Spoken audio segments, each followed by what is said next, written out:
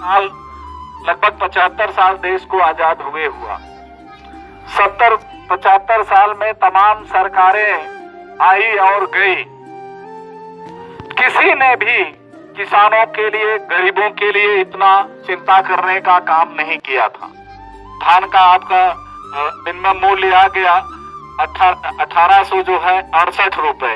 गेहूं का भी अभी से घोषित कर दिया 1975 रुपए। अब ये जो मूल्य पहले था ये नहीं होता था। पहले बिचौलिए ये जो है मूल्य खा जाते थे। अनाज का जो आप लोगों को मूल्य मिलना चाहिए वो नहीं मिल पाता था। वो बिचौलिया हटाने के लिए अभी हमारे कृषि मंत्री जी ने कहा कि एक देश एक बाजार, बिचौलिया मुक्त हुए किसान। अभी बिचौलियों से आप लोगों को जो है मुक्त करने का काम किया है कि अभी जैसे हमारे किसान भाई हैं, जब खेती में अनाज पैदा होता है तो अब तो आप जो है, जो आपका मूल्य निर्धारित है आप ले जाइए, बेचिए। सरकार की जो मंडियां जो बनी हुई है वहां पर उस मूल्य पर आप दे सकते हैं। और इसके पहले क्या होता था कि जो बिचौलिए लोग हैं आप लोगों के पास आते थे, बैठते थे, कहते थे कि ये भाव में जहां 2000 है तो वहां 1000 रुपए में ही आपका अनाज खरीदने का काम करते थे। पूरा लाभ किसानों को नहीं मिलता था। उस बिचौलियों को खत्म किया हमारे यशस्वी प्रधानमंत्री जी ने कि अगर 2000 है तो 2000 पूरा का पूरा हमारे किसान भाई को मिलना चाहिए। कि अगर किसानों की मंशा हो, अगर उनकी इच्छा हो तो बड़े व्यापारी के साथ में आप करार कर सकते हैं। बड़े व्यापारी के साथ अगर आप करार करेंगे वह आपके ऊपर निर्भर है। आप इच्छा कहें तो जैसे अभी आप देते हैं वैसे बड़े व्यापारी के साथ करार कर सकते हैं। तो आपका फसल उगने के पहले ही आपको कुछ अमाउंट, आपका जो निर्धारित आप मूल्य तय करेंगे। जैसे आपने कहा कि हमारा जो है अभी धान 2000 रुपए में बिकना है तो 1000 रुपया धान लगाने के पहले ही आपको दे देगा। और 1000 रुपया जो है जब आपकी फसल तैयार होगी 2000 जो मूल्य आप दोनों बैठ करके निर्धारित करेंगे तो उसके आधार पर देने का काम करेगा। अगर बीच में फसल कुछ भी पैदा नहीं हुई और जो है नुकसान हुआ, ओलावृष्टि हुई, तो पूरा का पूरा नुकसान किसका होगा? वो व्यापारी का होगा। आपका पूरा का पूरा जो पैसा आपको मिला वो सुरक्षित है। जो करार आपका जो व्यापारी ने दिया वो उसको आपको देना पड़ेगा।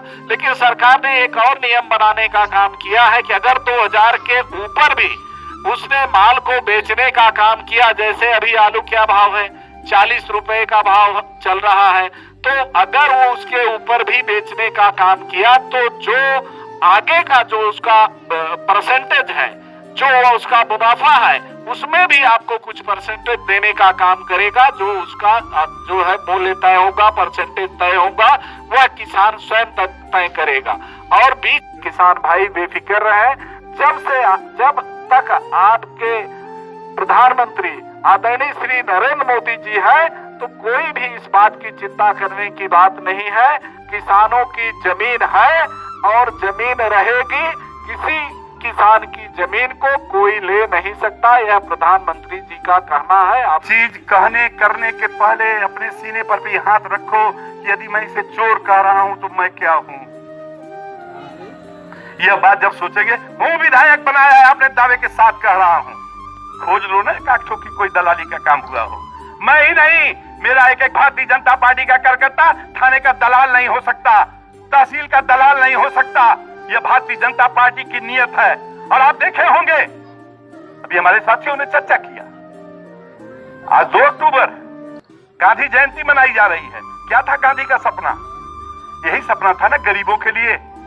60 साल की सरकारें रही हैं, 70 साल तक क्या किया लोगों ने देश के लिए, क्या किया गरीबों के लिए।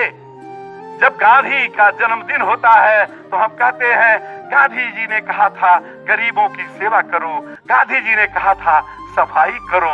उस दिन बस, उस दिन बात खत्म। लेकिन मैं धन्यवाद देना चाहूंगा आदरणीय नरेंद्र मोदी जी को कि उन्होंने क्या काम किया। देश के अड़तियों का वर्चस्व तोड़ा, देश के पूंजीपतियों का वर्चस्व तोड़ा और कहां चले गए? गांव में गरीबों के, किसानों के पास। झोपड़ी में रहने वाले लोगों को गैस सिलेंडर दे दिया। शौचालय अवधेश सिंह के घर में आप अपने घर में पक्का मकान बना के कर सकते हैं, उस गरीब झोपड़ी में नहीं शौचालय दे दिया। खराब मकान है, चू रहा है बरसात में, उसको पक्का मकान दे रहे हैं। 2022-24 तक देखिएगा कोई बचेगा ही नहीं।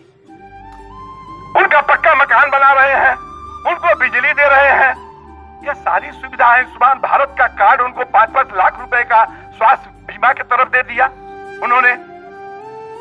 अब आप ये बताइए कि एक तरफ देश के प्रधानमंत्री की यह सोच, मैं समझता हूं इसको तो अखबार में, टीवी में रोजा वाला, और फिर बाद दूसरा पट्टिया वाले क्या कहेंगे, अरे भाई ये गरीबों ख्याल कर, ये भाजपा हो बड़बड़कन का पार्टी हो।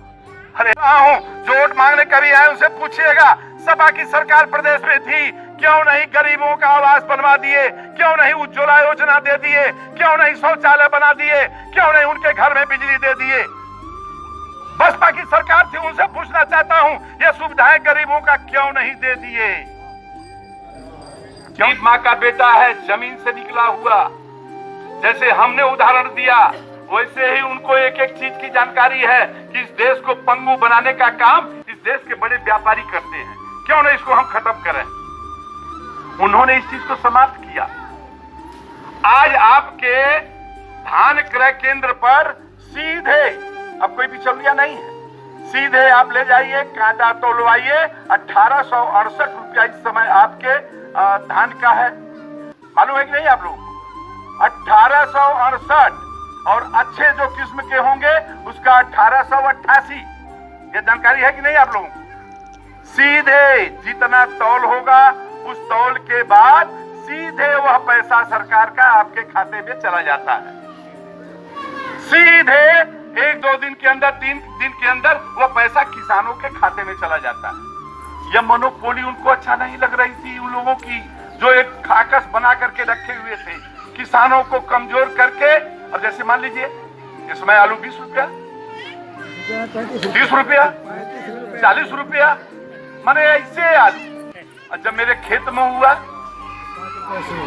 आप दोषी किसको मानोगे? का हो विधायक जी, का हो सांसद जी, का हो भाजपा के सरकार, का करत हुआ? हम हन या तो 4-5 रुपया में बिकल है, आज का 40 में बिकत हो। ऐसे लोगों को ध्वस्त करने के लिए अब यह खुली छूट है किसानों को, वो बधे नहीं है। आप जाओ मार्केट में, आप कहीं आपको बेचना है, आप टेलीफोन करके पता करो कि वहां पर मंडी में क्या रेट चल रहा है इस समय। अच्छे दाम पर, अच्छे जगह पर आप इसको बेच सकते हैं। यह आजादी, यह स्वतंत्रता भारतीय जनता पार्टी के नेताओं ने अभी हाल ही में दिल्ली की लोकसभा में पारित कर दिया। यह है नेता, यह है देश, यह है नेता, ऐसा काम किया है लोगों ने। योगी